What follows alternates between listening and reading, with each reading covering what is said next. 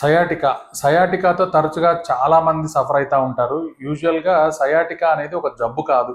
Sciatica అనేది ఒక రకమైన నొప్పి పేరు.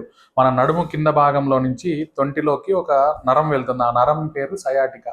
ఆ సయాటిక్ నరం మీద ఒత్తిడి వల్ల వచ్చే నొప్పిని సయాటికా నొప్పి అంటారు. సాధారణంగా ఈ నొప్పి కాలు భాగంలో, వెనక తొడ భాగంలో నొప్పి లేదా తిమ్మిరితో వస్తుంది. కాలు కదల్చడం ఒక్కొక్కసారి కొంచెం కష్టంగా ఉంటుంది. ఒక్కోసారి కాలు బలహీనంగా కూడా అనిపించవచ్చు. దీనికి చాలా రకాల కారణాలు ఉంటాయి. మోస్ట్ కామన్ ప్రాబ్లం వచ్చేసి స్లిప్ డిస్క్ లేదా డిస్క్ బల్జ్ అంటాం. మన నడుములో ఉండే డిస్క్, వెన్నుపూస ఎముకల మధ్యలో ఉండే డిస్క్ ఉబ్బటం వల్ల కానీ, ఆ డిస్క్ జారటం వల్ల కానీ ఆ సయాటిక్ నరం మీద ఒత్తిడి పడి నొప్పి వస్తుంది.